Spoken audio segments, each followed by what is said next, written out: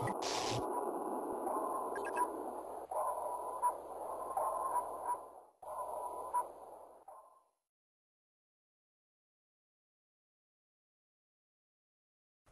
evening.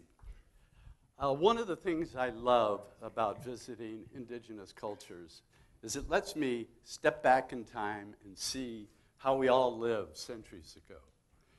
And in doing that, I've noticed so many things that we've gained and things that we've lost. And one of the things I've really noticed is the fact that our relationships are much different. And first of all, our relationship to the land. In indigenous cultures, there's no grocery store. In tribal cultures especially, no utility districts, no water districts, no fast food restaurants. Nothing stands between them and their survival other than their own ingenuity and their own knowledge of the earth. And they have a very intimate knowledge of the earth. And it's always astonished me. This one Hawaiian woman was at the beach, and I met her, and she saw this crab flipping out sand out of the hole, and she said, the sand's going to the north. There'll be a Kona storm tomorrow. And sure enough, a Kona storm shows up tomorrow. So their knowledge, they're more or less the PhDs of their place on the planet. The other relationship that I've noticed is so tight is their relationship to each other. Again, they don't have the institutions. They don't have Social Security. They don't have an IRA or 401k plan. They don't have elder care facilities. They completely depend on each other for their survival again. And that produces a real tightness. I've noticed women at a well in Africa, for instance, and they're all sitting around joking and talking. They're nursing their babies, and the woman that needs to go to get the water will take her baby and pass it to another woman. She'll start nursing it. That woman will see her goat run off, and she'll pass the baby to a third woman, and she'll start nursing it. So these kids are kind of even raised communally. They live in extended families, and that brings a real tightness. The other relationship that I want to talk about tonight is the relationship to spirit. And it's a very strong one. So this is Malik and her great-granddaughter, Yasmina. And they spend all their time together, 14 hours a day working in the garden. And I've seen this in Africa, Asia, South America, and I ask, why are these two people that are so different together all the time, and this big age difference? And they said, no, you don't understand. Yasmina is just about coming out of the spirit world, and Malik is just about to go back into the spirit world. So they really do have the most in common. And they literally pray to the spirits of the forests, the mountains, the rivers. They put spirits in everything. Their ancestor spirits are so important to them. So in the beginning, I sort of looked at this as superstition, uneducated, naive thinking. And over the last 30 years, I've slowly changed. And I want to talk to you a little bit about how that change came about. So about 25 years ago, I was doing a project in Tibet on the human rights issue there. And I had the opportunity to go and meet the medium that channels the oracle of Tibet, the Dalai Lama's oracle. And it took place in this little monastery. And there were about 60 monks in there. They led the medium in, sat him down, put this big hat on his head, and a very heavy hat. His face turned kind of red. The monks started chanting and beating their drums. And he kind of went into this trance. And he started talking in a real high-pitched voice. And the monks started writing down everything he was saying. And then, after about 5 minutes of that, he fainted, and they literally had to carry him out of the room. And I just watched this, and I was wondering, is this a performance? Did he have a heart attack? But 2 days later, I was able to interview the medium. His name is Tuptim. He was 30 years old at the time. He's 50 now. And he said that he didn't remember a thing that he said when he was in this trance. And he felt very weak right afterwards, for a day afterwards. And so I said, well, how did you become the medium? And how did you get this job? And he said, you know, when I was younger, I had started hearing these voices. And I started feeling very ill. And I was very confused. In fact, I thought I was dying at one point. And an older monk came to me and said, hey, you've got a gift. And he taught me how to go in and out of trance. He nurtured me. He stayed with me for the whole year. And now he is the Dalai Lama's oracle, the oracle of Tibet. So 2 years later, I was doing a project for Amnesty International up in the northern part of Kenya in the Samburu area. And I was taking pictures of these people, and my guide turned to me and said, you know, their predictor has told them that you were coming to take pictures of them. And I didn't think too much about that because there I was taking pictures of them. But he went on to say, he said, they also said that she said that you would hide from them when you took their picture. And I said, no, I don't hide. I'm right in front. I use very short lenses. I'm usually right in front of the person when I take their portrait. And that night I was home cleaning my lenses, packing my bags, and I realized, yeah, I had brought my new camera that I'd never used before. It's this panoramic camera. And this is the way I've got to focus that in total darkness. So all of a sudden I thought, well, that's a coincidence. My assistant said, that's amazing. So it was just something we kind of filed away. But I, at that point, decided what I wanted to do is start actually seeking out these people that go into altered states of consciousness in order to heal or predict for their tribes. And that's what I started doing. And so, by the way, here is the woman that was the predictor. And I did take her picture with the panoramic camera. Her name is Sekulin. She's 37 years old, or was at the time, 5 kids. And she had the very same story as the medium of the Dalai Lama. When she was 12 years old, she started having visual hallucinations. She started feeling sick and dizzy. And her grandmother came and said, you know, you've got a talent. And she nurtured her through it. So I literally went around the world and doing my human rights work and started finding these shaman. And the way I would find them, they never introduced themselves as shaman. You would never know who they were unless you asked the community members, who's the healer here, who goes into trance, and they would tell me and lead me to the person. So this is Namid. She's a Mongolian shaman. I'll just show you some of the 40 I interviewed. This is Morgan Yazi. He's a Navajo medicine man. This is Linza. She's a shaman in Siberia, eastern Siberia. Mingatui, a shaman in the Rawani tribe in Ecuador, in the Amazon in Ecuador. And one of the last shaman I interviewed was right on the Pakistan-Afghan border. There's a group of animists there called the Kalash. And there's only 3,000 of them left. And they're surrounded by Islam. And they hold on to their animistic beliefs. And they're very interesting looking. They're blonde-haired, blue-eyed. They say they're the remnants of Alexander the Great's army. And they're very fun-loving. They make their own wine. But I went there because I was told that there was a 6-year-old boy that was being initiated to be a shaman, and I wanted to see him.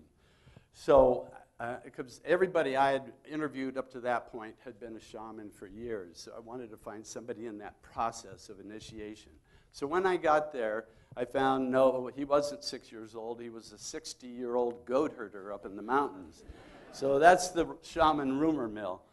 But anyway, I had taken my 16-year-old son with me as an assistant, and we had to hike for about a day and a half to get up to the top of the mountain where John Dooley Khan here was herding his goats. And he was the shaman for the Kalash people. And again, I asked the same questions. How did you get into this? What do you do for your tribe? He had the same story of hallucinations, being mentored by an older shaman. And the shaman, in different cultures, induce their trance in different ways. By the way, shamanism is a universal practice. It's the world's oldest spiritual practice. And there's a lot of common denominators. But the way they go into trance can differ. In Mongolia, they beat a drum next to their ear. In South America, they take psychoactive plants like ayahuasca. In Pakistan, they did something that was quite unique. They burn juniper branches, they slaughter an animal, pour the blood over the burning branches, and then the shaman inhales the smoke to go into trance. And so here I'm trying to talk him out of doing a ceremony for me because I don't want him to kill one of his animals. And he said, no, I have to do it. My spirits are telling me I have to do it. You've come so far. So the next morning, his son started the fire, started burning the juniper branches, and he started praying to the mountain spirits, the spirits of the forest. And they slaughtered the animal, and he started inhaling the smoke, and then he went into trance. And he stayed into trance for about 5 or 10 minutes. And when he came out, he was very silent. He hardly said anything. And he was very talkative before he went into trance, and I thought, well, this is kind of strange. And I asked one of his sons, through my interpreter, what happened to him? What did he say? Did he see anything? And the son just said, the only thing he said is, your journey is going to be extremely difficult, but you're going to be safe. And that's all he said. So the next day, my son and I took off. We left his encampment and walked down the mountain and headed up further into the Hindu Kush mountains. And we were out in the middle of nowhere. We had a Jeep, and my son started getting sick. And he evidently picked up a bug in the water around John Douligan's camp. And first day went by, couldn't keep anything down. Second day, third day, fourth day, couldn't keep anything down for 4 days. And he was getting so weak he could hardly walk. And I was totally freaked out. We pulled into this little village, and we happened to run into a doctor from Islamabad who was visiting his mother, and he happened to have a bag of glucose and saline and an IV drip and some oral hydration salts, and we brought Dax around. And it was to me, it was like a miracle that whole thing happened.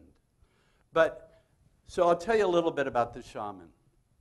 First of all, this is the common things with shamanism. It's not always true, but in general. They typically are identified with what they call the call. And the call, in the ones I interviewed, almost all of them, it was a psychological crisis. Secondly, they almost always have a mentor, somebody that's been through it and come out the other end of this psychological crisis and can show them the ropes and show them and tell them and comfort them along the way. And then they have to face what they call the initiation, and it's almost always this death, a death of their old self and a rebirth of a new self. And this rebirth, I don't know how to explain it.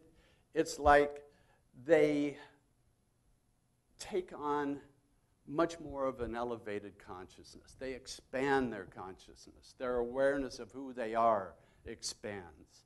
They expand their circle of compassion. I guess that'd be the quickest way to say it.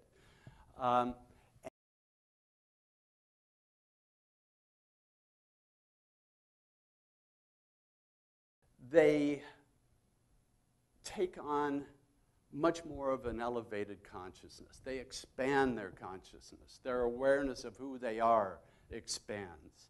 They expand their circle of compassion. I guess that'd be the quickest way to say it. And as such, they learn to go into the spirit world where they believe the spirit world informs our world of reality here. So that's where things really happen. So they go there, get the information, come back to help people. And And then, after they've learned their trade, they begin their life of service, either a healer, a seer, a priest. And they typically do this for no money. I mean, this is something they just do. It's just something added to what they do. And in the beginning, many of them resist it because, like John Dulikan, he's still a goat herder. He still has to do that. But on top of that, he's the healer for the community. Sekulin has 5 kids that she has to take care of. On top of that, she's the healer of her community. So it is a lot of extra work. So it happened, I put that whole project aside because I didn't know what to do with it. I didn't know what to say about it. I felt I was getting in over my head into this world of consciousness and spirits and all this. But a year and a half ago, I met a young kid who had one of these psychological breaks. I just want to introduce you to him just a moment here. It was just this total shattering, and my mind just opened, and I started thinking of all these different things. And in that sense, it was beautiful. I found it was how I found the first time I had ever experienced a real connection to the universe, where I really felt like a part of this, that I was this was me. It was just like incredible. And so yeah, just absolutely amazing. And then I kept going, and then I went way too far, and then it got scary. It was just kind of like a panic, I don't know, put some medication in this kid and just hope for the best. But I don't know if it hurt or helped. It was at the point where I was being diagnosed, I think, for side effects of medications. Like, there was a point where I was taking 15 pills in a day. And just, like, I felt like a lab rat. And the side effects were just awful, absolutely awful. Yeah. Oh, vomiting all day. I couldn't leave my house for so long from just like these awful anxiety attacks.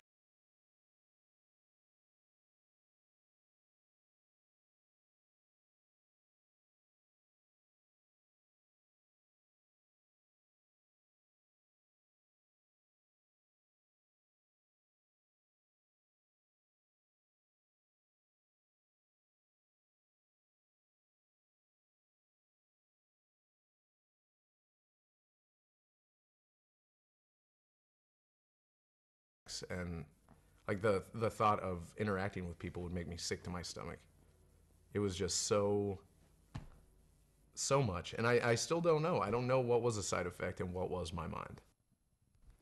So Adam was on drugs, on pharmaceuticals for about 4 years. And he was having such a hard time that he decided to go cold turkey, cut him off, and did a Vipassana meditation retreat.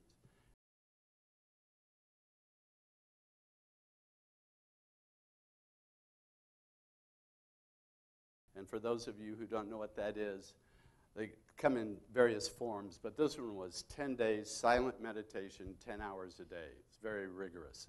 I did one just to see what it was about, and it was one of the harder things I did. And that he was able to stabilize himself. And he got a job at Whole Foods Market, which he hadn't been able to do before. And he started having what he called synchronicities, where he'd have a thought and the thing would happen. And by the way, he's very psychic. He has very strong healing potentials. But he has no confidence in what's happening to him. There's no one that's been able to conceptualize it for him. Anyway, he had these, and he decided he needed to go back and do another Vipassana. Well, they learned that he had this history of mental illness, and they sent him home. So the one avenue that he could have gotten relief from cut him off because of the stigma of his mental illness. So Adam isn't alone in this, by the way. Here's in having bipolar, schizophrenia, depression, any of these heavy psychological episodes. Here's some statistics from the National Institute of Mental Health. 1 in 5 of us will suffer a psychological crisis in our lifetime. And by the way, that's a rising figure right now. The other thing is 1 in 20 will become disabled because of it.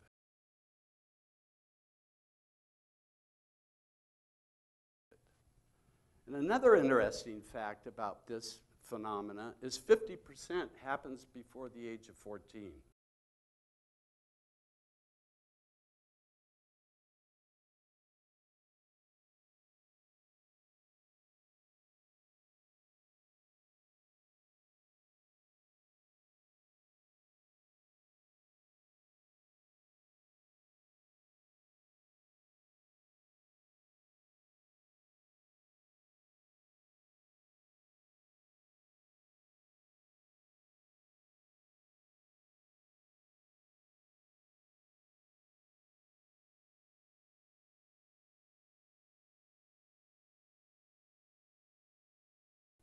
By the way, most of the shaman, it happened either in their adolescence or in their teenage years.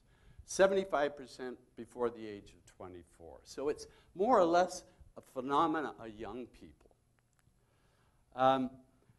So here's the difference in cultures that I notice.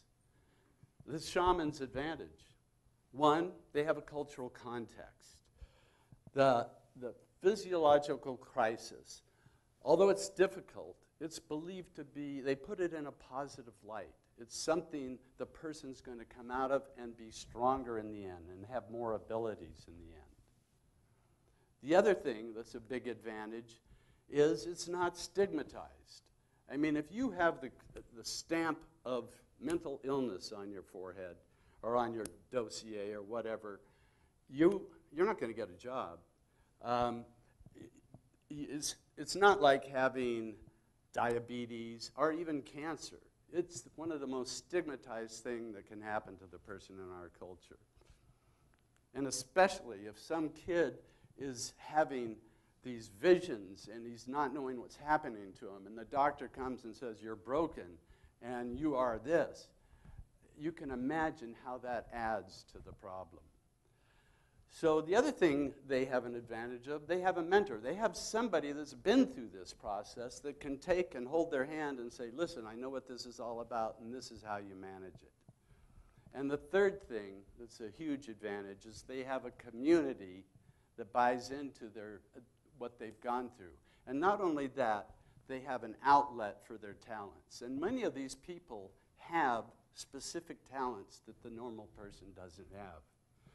So that's what is an advantage if you're in one of these indigenous communities. I don't know if you heard the recent TED Talk by a woman by the name of Elinor Langdon. Has anybody heard that one? It went viral. She did it a couple of months ago.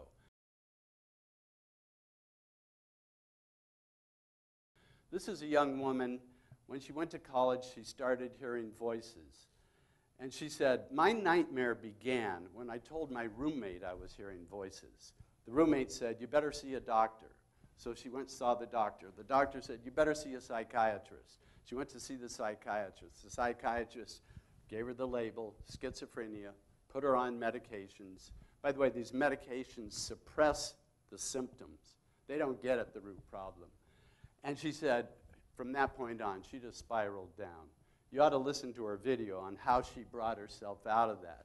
And she eventually got to the point where she said, I realized that those voices were helping me resolve this old childhood trauma of sexual molestation. But it took her and a couple of friends that believed in her to get her out of that hole that she had gone down in because of that stigma. So if you do have one of these issues, if one of us does have one of these issues, we go to somebody. The common method of treatment is to suppress the symptoms with pharmaceuticals.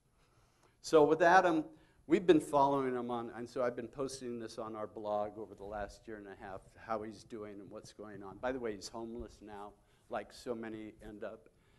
And we've started interviewing professionals that take a whole different approach to this problem.